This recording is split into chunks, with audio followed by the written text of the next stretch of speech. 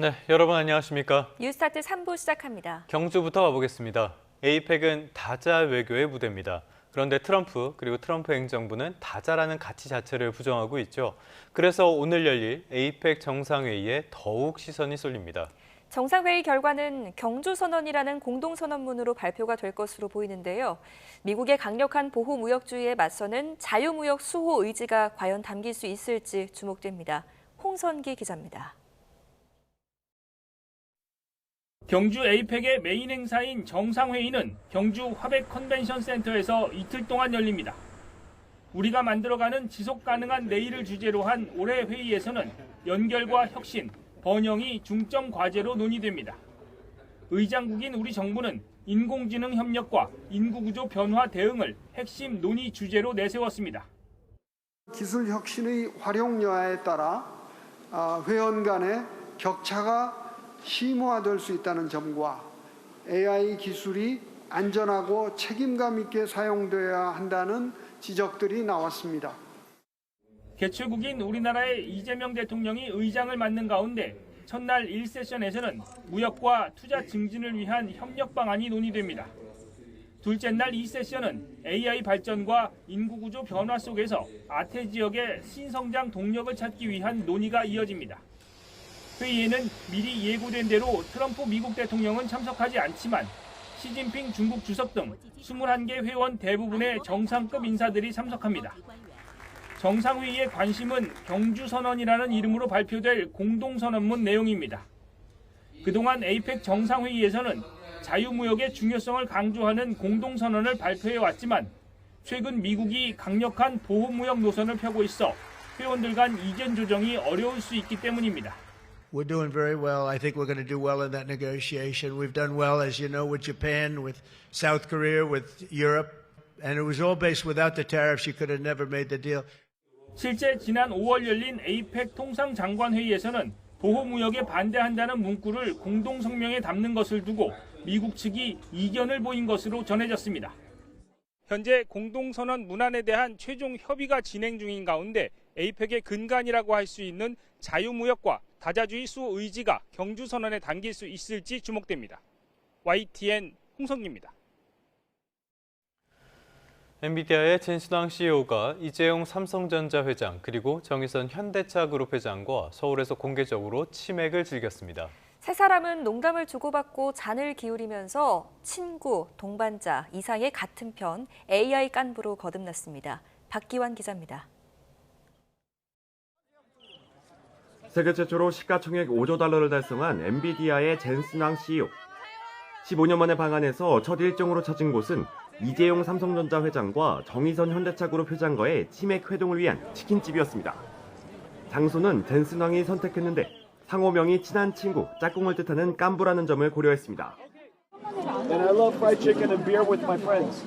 So Kambu is a perfect place, right? 세 사람은 여느 직장인의 퇴근길처럼 치킨집에서 편한 옷차림으로 마주 앉았습니다. Are we gonna get something to drink? I'm gonna have to. 세 사람이 동시에 팔짱을 끼고 소맥을 원샷하는 러브샷을 선보이자 치킨집 안팎에서 환호가 쏟아졌습니다. 젠슨 왕은 엔비디아의 개인용 AI 슈퍼컴퓨터 제품을 선물하며 세계의 미래를 함께하자는 짧은 메시지를 담았고 일본산 고급 위스키도 전달했습니다. J to our partnership and future of the world. 이색적인 공개 회동에 삼성동 골목에는 수많은 인파가 몰려들었습니다. 황 CEO는 회동 도중에 밖으로 나와 환호에 답하고 시민들에게 직접 치킨을 나눠주는 등 특유의 쇼맨십도 발휘했습니다. The chicken wings was so good. Have you been here before? It's incredible, right? 1시간 넘게 대화를 나누며 즐거운 시간을 보낸 세 사람. 젠슨 왕은 자신보다 어린 이 회장을 J, 정 회장을 ES라고 편하게 불렀습니다. Come on, Jay. That was really good. Come on, yes. This is the best way to enjoy chimek. Yeah, of course. Wow. Yeah, best one. This is fantastic. 두 사람과 함께 소맥을 마신 오늘이 인생의 최고의 날이라고 밝힌 젠슨 왕. 이재용 회장 역시 관세도 타결되고 정말 좋은 날이라면서 살아보니 좋은 사람들끼리 맛있는 음식을 먹고 한잔하는 것이 바로 행복이 아니겠냐고 소감을 남겼습니다. YTN 박기환입니다. 젠슨왕 CEO와 이재용 정의선 회장은 치맥 회동 뒤에 엔비디아 지포스 행사에도 동행했습니다. 황 CEO는 1996년 고 이건희 회장에게 받은 편지가 자신을 한국으로 오게 했다면서 인연을 소개했습니다. 또 오늘 에이펙 행사를 앞두고 놀랄 만한 큰 발표가 있다고도 예고했습니다. 손효정 기자입니다. 삼성역 치맥 회동을 마친 젠슨 황 CEO는 예정대로 엔비디아 지포스 행사장으로 자리를 옮겼습니다. 한국의 e스포츠와 PC방, 게이머들이 지금의 엔비디아를 있게 했다며 애정을 나타냈고 이어 깜짝 손님을 소개합니다. 치맥 친구 이재용 정의선 회장이 예고 없이 등장하자 현장은 뜨겁게 달아올랐습니다. These are my G-Mag buddies. 마이크를 건네받은 이재용 회장은 경쟁사인 아이폰을 언급하며 농담을 하더니 감사합니다. 근데 왜 이렇게 아이폰이 많아요? 황 CEO와의 오래된 우정을 드러냈습니다. 전략적인 파트너라서인 것도 있지만 진짜 이유는 우리 친구 젠슨이 제 친구라서 왔습니다.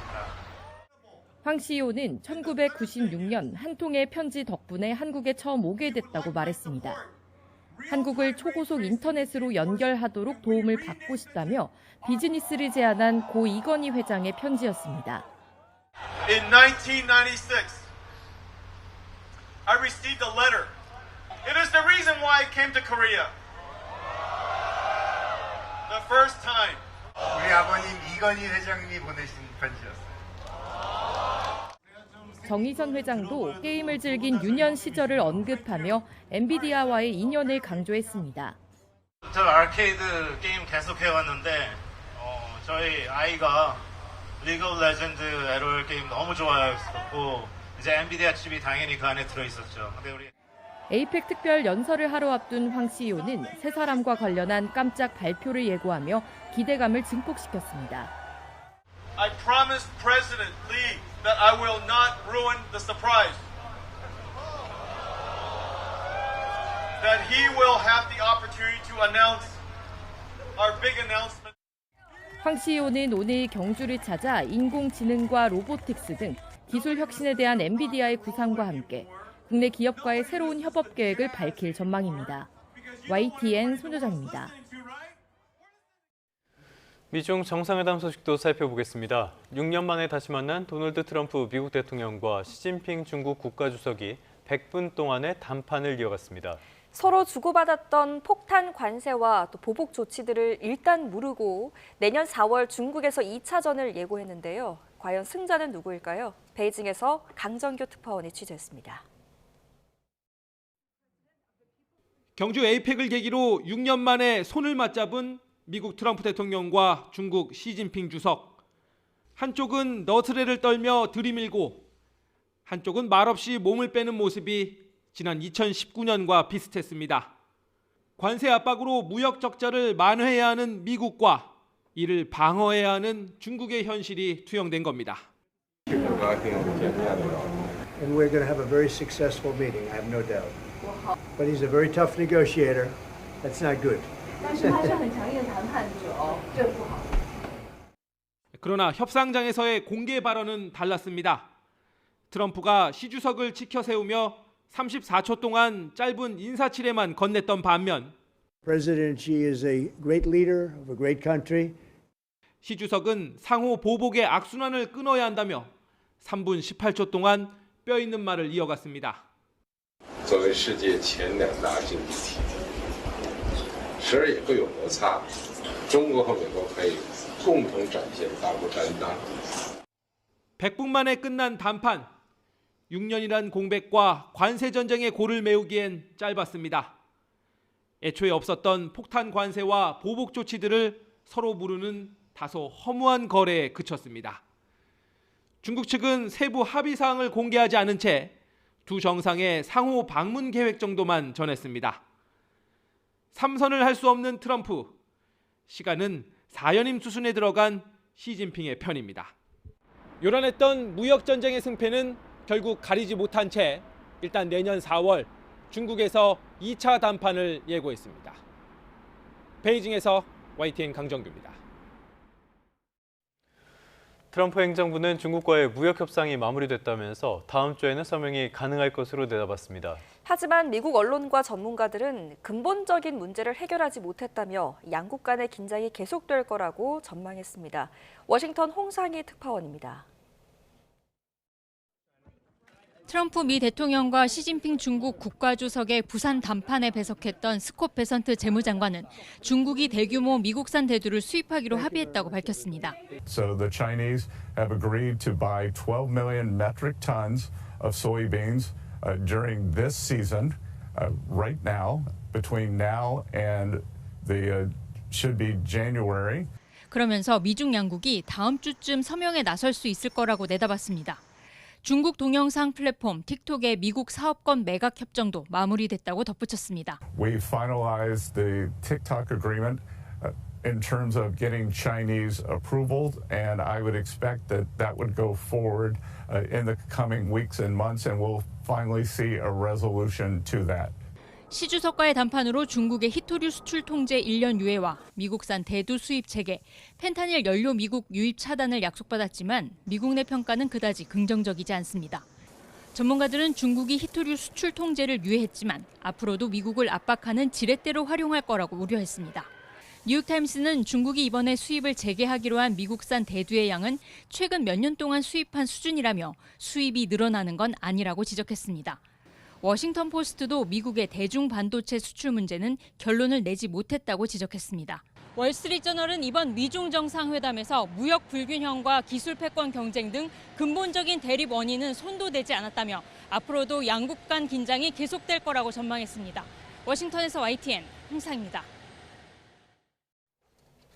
지난달 한국인 대규모 구금 사태가 일어난 미 조지아주 브라이언 캠프 주지사는 도널드 트럼프 대통령이 기술자들의 단기 비자 필요성을 충분히 이해하고 있다고 밝혔습니다. 캠프 주지사는 현지 시간 30일 애틀랜타 저널 컨스티튜션과의 인터뷰에서 자신이 트럼프 대통령에게 단기 기술자 비자의 필요성을 적극 건의했다며 이같이 말했습니다. 이어 트럼프 대통령은 기술자들이 장비를 설치하고 미국인 노동자들을 훈련시키기 위해 미국에 오기 때문에 단기적으로 미국에 머물러야 할 필요성을 충분히 이해했다고 설명했습니다. 미국의 대표적인 대형 기술 기업들을 일컫는 말이죠. 이른바 매그니피센트 세븐 가운데 5곳이 기대 이상의 3분기 실적을 발표했습니다. 하지만 미중 합의에 대한 실망과 다시 제기된 거품 우려에 뉴욕 증시는 일제히 조정을 받았습니다. 뉴욕에서 이승윤 특파원입니다. 서울에서 이재용 삼성전자 회장, 정의선 현대차그룹 회장과 만나 축배를 든 엔비디아의 젠슨 황 최고 경영자. 엔비디아의 시가총액은 사상 처음으로 5조 달러를 돌파하며 세계 3위의 경제 대국인 독일의 GDP를 넘어섰습니다. 시총에서 엔비디아를 추격 중인 마이크로소프트는 3분기 매출이 1년 전보다 18% 늘며 예상치를 웃돌았습니다. 메타와 구글의 모기업 알파벳의 3분기 매출도 1년 전보다 각각 26%, 16% 증가하며 호조를 보였습니다. 시총 2위권인 애플도 매출이 10%, 아마존은 12% 성장했지만 뉴욕 증시 3대 지수는 일제히 하락했습니다. 매그니피센트 세븐에 대한 기대치가 워낙 높아 실적 호조만으로는 투자자들이 만족하지 못했기 때문입니다. 지금이 AI 중심의 기술주가 떠받치는 뉴욕 증시에 거품이 끼었는지 판가름할 분수령이라는 분석이 나오고 있습니다. And as long as there are deliveries on promises made by AI, both from a actual economic impact and then an ability to pull through to other parts of the economy, stocks will do just fine. If that starts to falter, we'll start to see much more severe sell-off. 월가의 투자 전설인 하워드 막스는 지금 사지 않으면 주가가 계속 오를 것이란 두려움에 매수에 나서는 걸 거품의 기준점으로 제시했습니다. A bubble is a period of temporary insanity.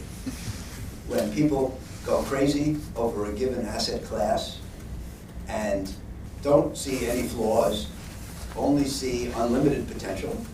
영화사 파라마운트가 2,000명 감원에 들어가는 등 미국 내 고용 상황이 악화하는 것도 뉴욕 증시에 대한 우려를 더하고 있습니다. 미국 연방준비제도가 관세로 인한 인플레이션 위험이 여전하다고 경고한 것을 놓고서도 뉴욕 증시는 미국 경제에 심상치 않은 조짐으로 받아들이고 있습니다. 뉴욕에서 YTN 이승윤입니다.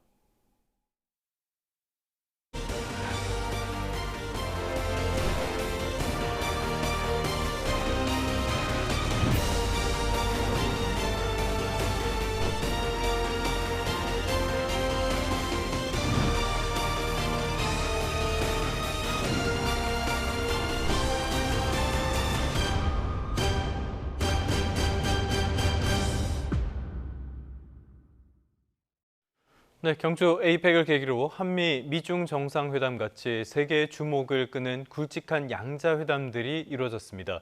세계 AI의 대부라고 불리는 젠슨 황 CEO도 한국을 찾아 치맥을 즐겼는데요. 외교 그리고 경제를 아우르는 에이펙의 주요 내용들 짚어보겠습니다. 김재찬 서강대학교 국제대학원 교수, 주원 현대경제연구원 경제연구실장 두 분과 함께하겠습니다. 두 분 어서 오십시오. 안녕하십니까. 자, 먼저 교수님께 이 부분 여쭤봐야 되겠어요. 에이펙이라는 게 기본적으로는 다자 외교의 무대잖아요. 그렇죠. 그런데 지금은 다자 쪽에는 거의 관심이 안 가고 양자 쪽으로만 관심이 가는 좀 아이러니한 상황이 벌어지는 것 같아요. 이 배경은 뭘로 봐야 됩니까? 일단 그 슈퍼파워 초강대국 미국과 중국이 지금 뭐 건곤일척의 전면적인 전략 경쟁을 벌이고 있기 때문에 그리고 경제 전쟁이라고 하는데 저는 이 가열되고 있는 상황에서 이번에 좀 일단락이 될 것인지 아니면은 더 확전이 될 것인지 이거는 뭐 미중 사이의 문제가 아니고 국제 경제가 휘청거릴 수 있는 어떤 그런 사안이었기 때문에 세계의 이목이 집중됐던 것 같습니다. 그리고 한국 입장에서는 당연히 이제 한미 관세 협상이 이번 한미 정상회담에서 어떻게 일단락 지어질 것인지에 대해서 관심이 쏠릴 수밖에 없었는데 말씀하신 대로 에이펙이라는 것은 사실 이 주요 의제를 다루고 있습니다. 아시아 태평양 지역의 어떻게 보면 이제 자유무역 질서의 확산, 강화, 그리고 투자 촉진 이런 중요한 이슈를 다루고 있기 때문에 사실 이번에 21개국 정상이 참여를 하는 것이에요. 물론 이제 트럼프 대통령은 이미 떠났지만 이들이 사실 이 양자 정상회담 때문에 온 사람과 같은 느낌을 들게 해서는 안 돼요. 그러니까 이들이 마치 꿔다는 이 보릿자루와 같은 느낌을 들게 해서는 안 되고 지금 다루고 있는 이슈가 정말 중요하지 않습니까? AI라든지 뭐 디지털 확충, 그다음에 서플라이 체인 그러니까 공급망 보존이라든지 뭐 이 확충 등 기후 변화도 마찬가지고요. 이러한 의제가 정말 이 세계의 미래를 갖다 결정지을 수 있는 주요 의제들이니까 앞으로 남은 이 다자 정상회의 한국이 더 철저하게 준비를 잘 해서 잘 진행될 수 있도록 정말 전념을 기울여야 된다고 생각합니다. 알겠습니다. 미중 회담의 결과는 잠시 뒤에 조금 더 자세히 짚어보겠고요. 일단 오늘부터 내일까지 이틀 동안 정상회의가 이어지는데요. 경주선언, 공동선언문 여기에 대해서는 다자 뭐 자유무역이라든지 이런 것들을 강조하는 내용에 대해서 미국이 반대를 하고 있다라는 이야기가 들려요. 이 발표될 수 있을까요? 예, 이제 5월에 열렸던 에이펙 경제장관 회의에서 미국이 반대를 해서 사실 뭐 자유무역 질서의 보존이라든지 그리고 뭐 강화 등등에 대한 내용이 들어가지 못했다라는 것이에요. 이번에도 사실 이게 자유무역, 영내 자유무역 촉진을 위해서 발족된 기구라고 말씀드릴 수 있는데 미국의 반대 때문에 자유무역 뭐 질서 보존이라는 어떤 그런 용어가 그런 표현이 들어가기엔 조금 어려울 수 있는데 우회적으로 그렇다면은 뭐 보호무역 질서 아니면은 지금 좀 이 각자 도생의 어떤 그런 국제 질서로 지금 진행되고 있는 상황인데 그런 부분에 대해서 좀 우려스럽다라는 표현으로 조금 우회적인 표현이 들어갈 수는 있다고 생각하고 충분히 경주선언 형태로 저는 나올 수 있다고 생각합니다. 알겠습니다. 그런 내용이 들어가면 트럼프가 좀 불쾌해하지 않을까라는 생각도 들긴 하는데요. 이번 경주 에이펙을 계기로 세계 경제 리더들도 한국을 찾았고요. 어제 굉장히 많은 주목을 받았던 분이 있습니다. 젠슨 황 엔비디아 CEO. 연예인인 줄 알았어요. 굉장한 주목을 받았는데 이번에 치맥 회동도 하고요. 그리고 우리나라 이재용, 정의선 두 총수와 만나서 여러 가지 함의가 있을 텐데 어떤 동맹이 이루어지는 것이 아니냐 이런 관측도 나오는 것 같습니다. 괜히 놀러 온 것은 아니고요. 분명히 의도가 있는 그렇겠죠. 그런 회동이었고요. 그리고 이제 엔비디아 같은 경우는 지금 시총이 5조 달러라고 하는데 우리나라 코스피 시총이 제가 알기로는 우리나라 돈으로 2,300조 원. 예. 달러로는 그렇네요. 합해서 1조 6천억 달러입니다. 예. 저희의 한 3배 이상 되는 거죠. 회사 하나가. 근데 엔비디아가 지금 잘 나간다는 거는 뭐 모든 국민이 다 잘 아실 것 같은데, 엔비디아는 우리가 그 업종 구분을 하면은 AI 반도체를 만드는 제조업체죠. 예. 최근에 이제 엔비디아에 대해서 좀 부정적으로 보시는 분들은 이게 엔비디아라는 회사가 원래는 AI 반도체가 아니었고 GPU라 그러죠. 예, 그래픽을 그렇죠. 처리하는 카드를 예. 만들다가 그게 이제 AI 쪽으로 반도체가 쓰일 수 있다. 그러면서 이제 기업이 엄청나게 성장했는데, 그 한계로 지적되는 게 뭐냐면 결국은 AI 시장은 반도체 제조업 분야가 아니고 AI를 활용할 수 있는 서비스 시장이 훨씬 더 커지는 거죠. 그렇다면은 이제 젠슨왕 같은 경우는 이제 기업의 어떤 그 레벨을 한 단계 업그레이드, 즉 서비스 쪽으로 나가야 되고, 그러려면은 관련된 기업들, 특히 이제 AI를 활용하려고 하는 전 세계 기업들, 우리나라 같으면은 현대자동차, 전략적 제휴를 맺고 비즈니스 영역을 넓혀갈 수만 있어야 되는 건데, 삼성전자 같은 경우는 제가 보기엔 이번엔 이재용 회장을 만났는데, 그런 의미보다는 물론 이제 삼성전자에서 만들어지는 가전이나 서비스가 AI가 활용되는 부분이 많긴 하지만, 지금 엔비디아 쪽에 HBM, AI 반도체 주변에 들어가는 메모리 반도체인 HBM을 납품하는 거는 거의 SK 하이닉스가 독점하고 있거든요. 한 뭐 몇 달 전만 해도 뭐 삼성전자가 납품하고 뭐 삼성전자의 모델에서 황금빛 그 사인을 또 해줬잖아요. 그러니까 어떻게 보면 두 가지 측면이 있습니다. 첫 번째는 미안함. 삼성전자가 계속 어택을 하는데 뭐 기술이라든가 품질 면에서 계속 탈락을 시켰던. 그리고 이제 엔비디아 입장에서는 공급망의 문제가 있습니다. 하이닉스라는 특정한 회사의 HBM을 계속 공급하게 하면 나중에 이쪽에 문제가 생기면 안 되고, 또 가격 경쟁력도 그쪽이 강하잖아요. 그래서 삼성전자를 HBM 공급망에 좀 끌어들이고 싶다는 그런 이제 뭐 두 가지 의도가 있다고 생각이 됩니다. 삼성전자가 HBM 퀄 테스트에 참여를 했다는 이야기를 한 1년 넘게 듣고 있는 것 같은데 아직까지 뚜렷한 소식은 없고요. 이런 소식들이 전해지면서 코스피가 연일 최고치를 기록을 하고 있어요. 그런데 어제 장중에 4,100선도 돌파했고, 특히 반도체가 끌어가는 모양새가 있는데 좀 빠른 것 같아요. 이런 속도 예상하셨습니까? 한 4,000 정도는 넘을 거라고 생각을 했는데 뭐 이렇게 빨리 넘어갈 줄은 몰랐고, 그리고 이제 어제 뭐 사상 최고치를 기록했다고 언론에서 많이 나오지만 품목별로 본다면 우리 코스피만 딱 놓고 보면 상승 종목이 한 190개, 하락 종목이 700개입니다. 그러니까 특정 업종, 특정 기업의 주가가 끌어올렸던 거고, 말씀하셨던 반도체 쪽도 많이 올라가긴 했는데 가장 많이 올라갔던 종목은 하나오션입니다. 역시 뒤쪽에 우리 얘기를 나눌 텐데 역시 한미 정상회담의 결과, 그런 것들 최근에 분위기가 코스피에 좀 많이 반영이 되지 않을까 이렇게 생각합니다. 알겠습니다. 자, 지금까지는 에이펙 전반적인 이야기도 살펴봤고요. 이제 우리의 시선은 미중 쪽으로 한번 가보는 게 좋을 것 같습니다. 세계의 단판으로 불린 미중 정상회담이었어요.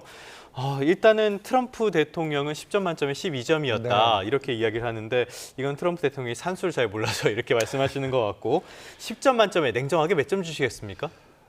저는 뭐 한 7, 8점 정도를 줄 수 있을 거라고 생각합니다. 왜냐하면은 벌써 어느 정도의 성공은 예견됐던 그런 회담이죠. 네, 그렇죠. 예, 사실 그 아세안 정상회의가 말레이시아에서 열렸고, 그때 미국 측 그 베센트 재무장관과 중국의 카운터파트라고 할 수 있는 허리펑 경제부총리가 첨예하게 대립되어 있었던 그런 현안에 대한 조율을 이미 마쳤어요.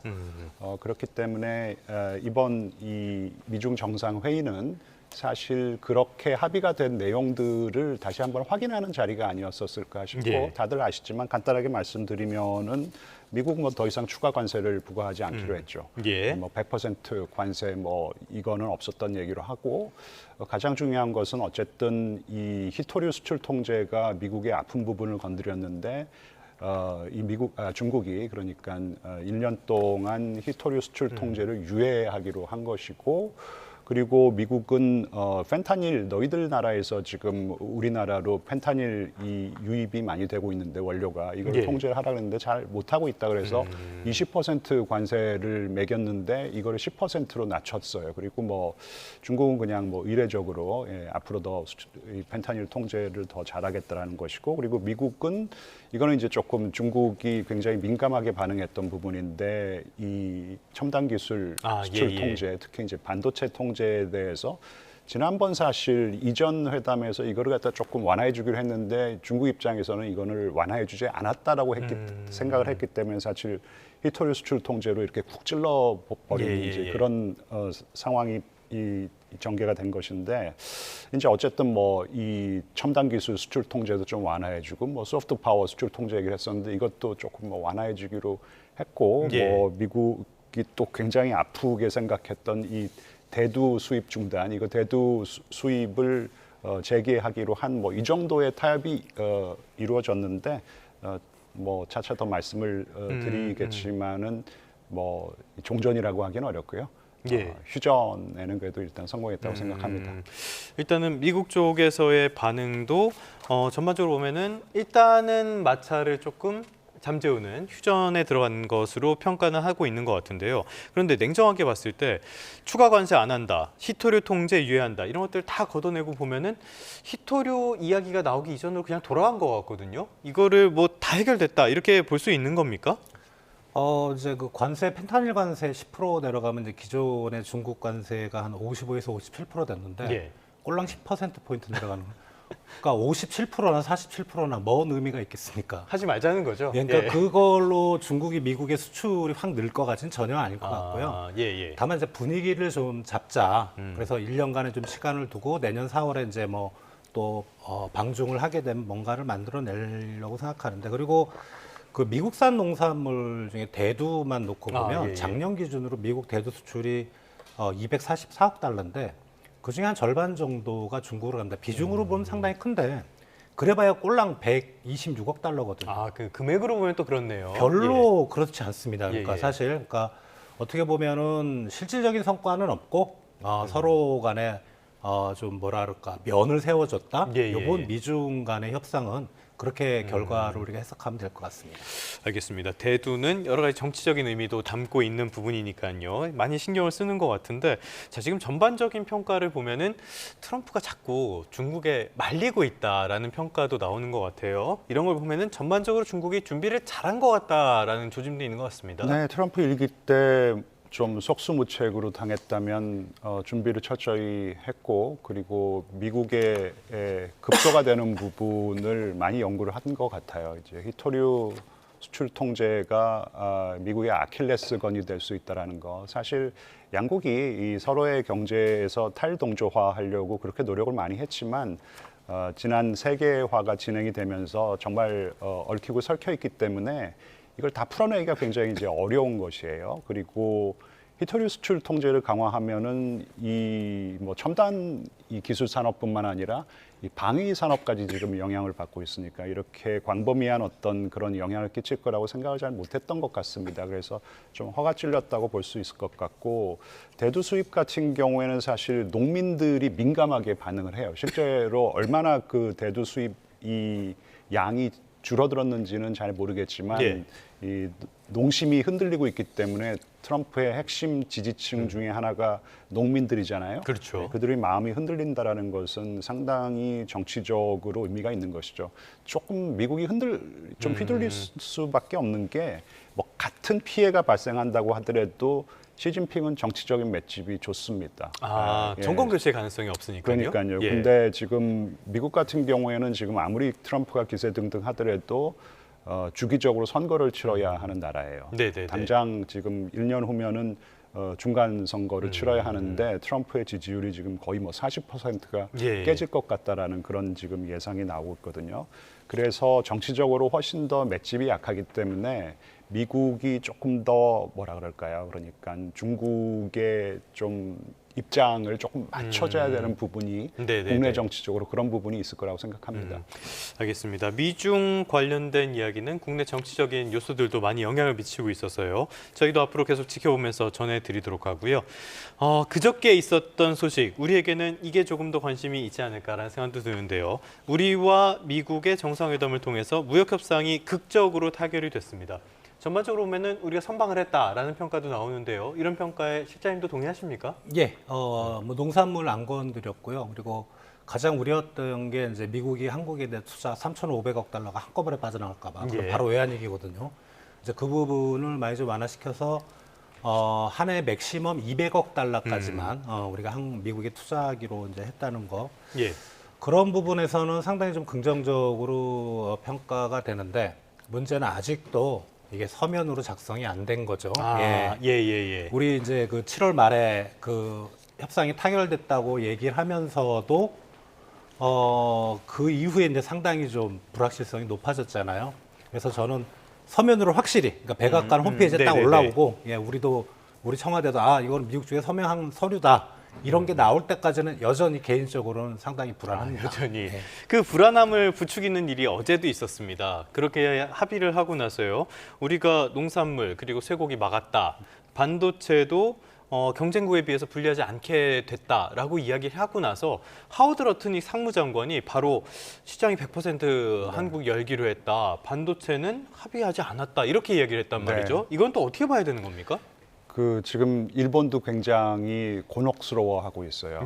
지금 백악관에서 팩트 시트, 그러니까 이 한일 정상회담이 아니죠. 미일 정상회담 하고 나서 관세 협상이 종결됐다고 선언을 했는데 이 팩트 시트에는 일본이 전혀 모르는 내용이 들어가 있다는 것이에요. 그렇기 때문에 일본에서는 이건 도대체 우리가 하지도 않은 내용이 왜 들어가 있냐인지 이렇게 조금 의아하게 생각하고 있다는 것이고, 주원 실장님이 말씀하신 대로 문서가 좀 나와봐야지 알 것 같아요. 저는 개인적으로 무역 협상, 그러니까 이 관세 협상만 떼어놓고 보면은 조금 아쉬운 부분이 많아요.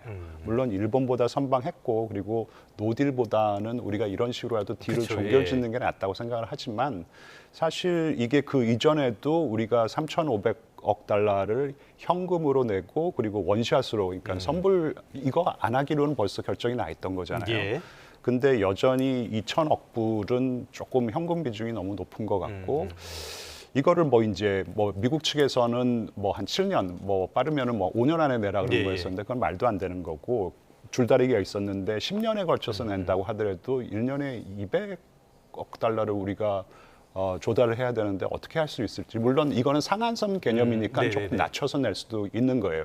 그리고 기간을 연장할 수 있는 부분도 있는데 이런 게 다 조금 문서화돼야 되고, 그리고 투자처도 사실은 미국이 결정하는 거란 말이에요. 그렇죠. 물론 상업적 뭐라 그러나요? 그러니까 이익이 될 군데 이제 투여를 하겠다라는 어떤 그런 합의가 있었고, 그리고 이제 과연 이게 상업성이 있는지를 조금 검토하는 어떤 위원회의 위원장을 한국 사람으로 넣겠다라는 것이에요. 하지만 이런 게 얼마나 의미 있게 작동이 될지도 잘 모르겠고, 그리고 가장 좀 신경이 거슬리는 부분은 이익 환수 부분입니다.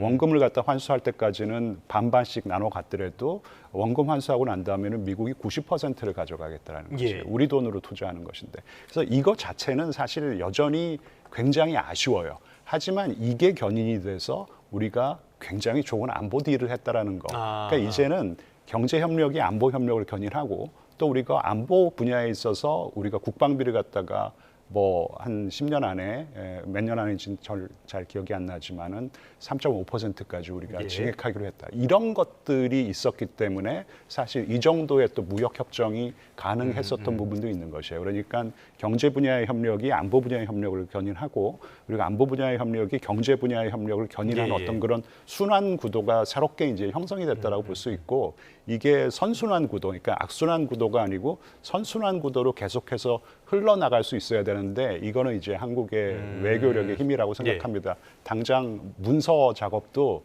정말 치밀하게 공동으로 해가지고 양국 사이에 오해가 없었으면 좋겠어요.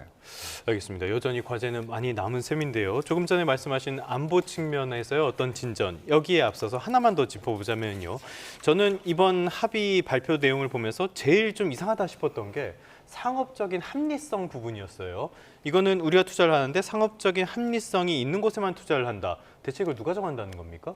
그 위원회를 만든다고 했거든요. 그걸 판단하기 위해서. 근데 일본의 이제 그 미국과 일본 간의 협상에서 그 내용을 보면 그 위원회의 최종 결정자는 트럼프 대통령입니다. 예. 그리고 위원회가 이제 전문가들이 분석하는 위원회가 있고 2개가 있는데 또 하나는 이제 그 분석한 데이터를 자료를 가지고 그걸 판단하는 위원회가 바로 고위에 있고 그다음에 트럼프 대통령인데 그 트럼프 대통령한테 최종적으로 가는 위원회는 미국과 일본 같은 경우는 전부 미국인입니다. 상업적 합리성이라는 말을 용어를 붙였지만 결국은 미국이 원하는 데다가 투자해라. 그리고 러트닝 상무장관이 이번에 이제 가면서 그런 이제 트위터에 그런 내용도 적었더라고요. 갑자기 그 투자할 수 있는 분야의 첫 번째를 물론 뭐 트럼프가 정하는 거겠지만 알래스카 LNG를 들었다고요. 이거는 알래스카 합리성이 있다고 LNG는 보기 상업적 합리성하고는 전혀 없죠. 반대의 개념입니다. 그러니까 결국은 그럴싸하게 상업적 합리성이라는 용어를 붙였지만 트럼프가 하고 싶은 대로 투자한다. 저는 그렇게 보입니다. 알겠습니다. 이거는 앞으로도 우리에게 굉장히 큰 과제가 될 것 같은데요. 그럼에도 불구하고 환영할 만한 것, 잘했다, 이건 정말 잘했다, 이견 없이 잘했다고 볼 수 있는 거는 아마 핵추진 잠수함 건조 승인 문제가 아닐까 싶어요. 요게 계기가 돼서 원자력 협정 개정까지도 갈 수 있다, 이런 전망도 나오는데 교수님께서는 어떻게 보십니까? 왜냐하면 원자력 개정 협정, 원자력 협력 원자력 이 협정 개정을 하지 않고서는 사실 한국이 핵추진 잠수함을 보유하는 것 자체가 굉장히 까다롭게 되어 있어요. 그러니까 한국이 핵추진 잠수함을 보유하고 운영을 하려면은 한미 원자력 협정 개정은 필수적이라고 생각을 합니다.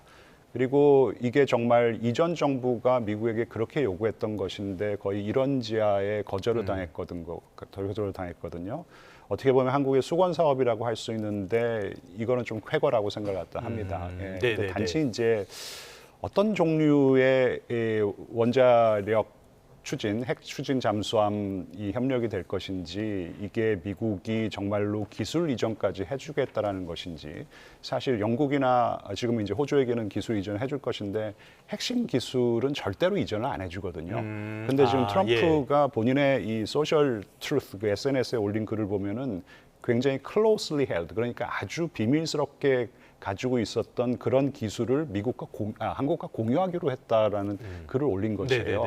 그러니까 지금 뭐 AP통신이라든지 지금 난리가 났습니다. 미국이 뭐 영국과 호주에게도 공유하지 않은 그런 핵심 기술을 한국과 공유하기로 했다. 이거는 뭐 엄청난 쾌거다 그러는데, 파이낸셜 타임즈는 그런 기술을 공유한다라는 것은 사실 이적 행위이기 때문에 그거는 불가능하다라는 것이에요. 그건 국가 기밀이거든요. 그건 대통령이라도 쉽게 공유를 하기 어렵습니다. 그래서 어떤 형태의 지금 이 협력이 진행될지는 조금 지켜봐야 될 것 같고요. 분명한 것은 우리도 자체적으로 핵 잠수함을 만들 수 있는 능력이 있다는 거죠.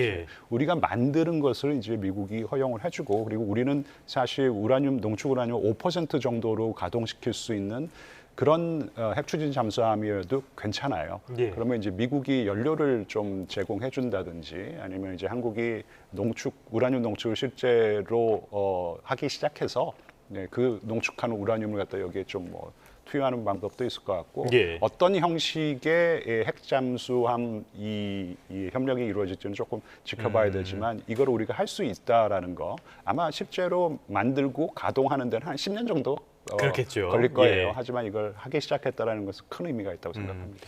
알겠습니다. 이 부분은 확실히 환영할 만한 일이고요. 조금 전에 조원 실장님도 말씀해 주신 것처럼 어제 우리 주식시장에서 하나오션이 굉장히 주목을 받았던 배경도 이게 아닐까 싶습니다. 자, 그런데 이런 소식이 우리에겐 좋은 소식이긴 한데 중국 입장에서는 또 약간 불편한 내용이 아닐까라는 생각도 들어요. 한중 정상회담이 내일 예정이 돼 있는데 이 이야기도 나올 가능성이 있다고 보십니까?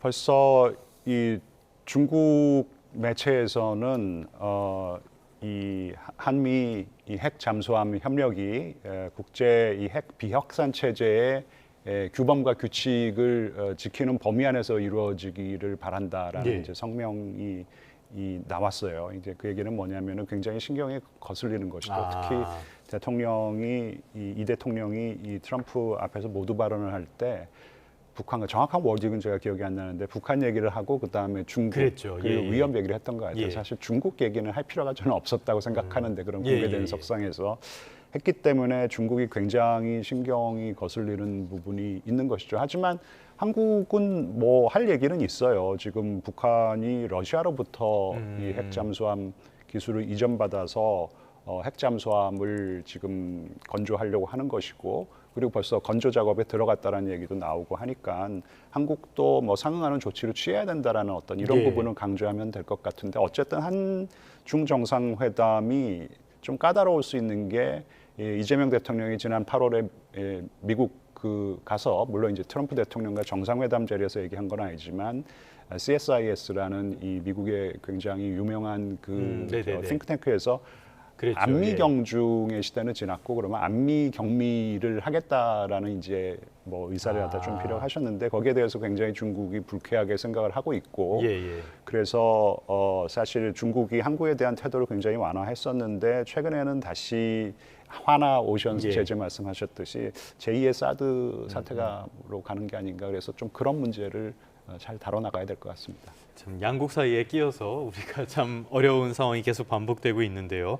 우리가 중국과의 회담에서 해결해야 될 문제도 여러 가지가 있습니다. 한한령 해제라든지 히토류 문제라든지 실장님께서는 제일 중요한 주제 이런 것들은 꼭 해결했으면 좋겠다는 건 어떤 게 있습니까? 중국이 우리에 대해서 히토류 수출 규제를 이슈화한 적은 없고요. 예. 미국에 대해서 하다 보니까 이제 미국과 친한 우리 한국에 대해서도 이제 뭐 같이 걸리는 게 아닌가 예. 그렇게 생각이 되는데 중국의 입장에서는 만약에 우리나라에서 히토류 규제를 했을 때는 우리나라하고 완전히 갈라서는 겁니다.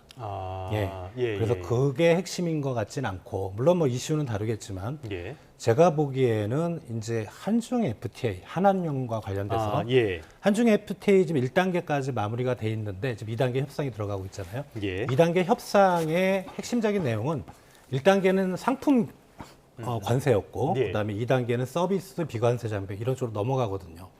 그렇다면 이제 한한령은 거기에 들어가는 거고 그게 이제 지금 빨리 속도를 내고 있다는데 서비스라는 게 아시다시피 문화 콘텐츠도 있고 뭐 법률 뭐 여러 가지가 있지만 우리가 관심을 가지는 거는 이제 한한령과 관련된 문화 콘텐츠고요. 인구로만 놓고 보면 우리가 중국 시장을 사실은 지금 문화 콘텐츠 수출에서 포기하고 있거든요. 최소한 5분의 1 이상의 시장 규모는 되는데 전체 세계 그 시장을 가져갈 수가 있다면 우리 입장에서는 더 할 나위 없이 좋습니다.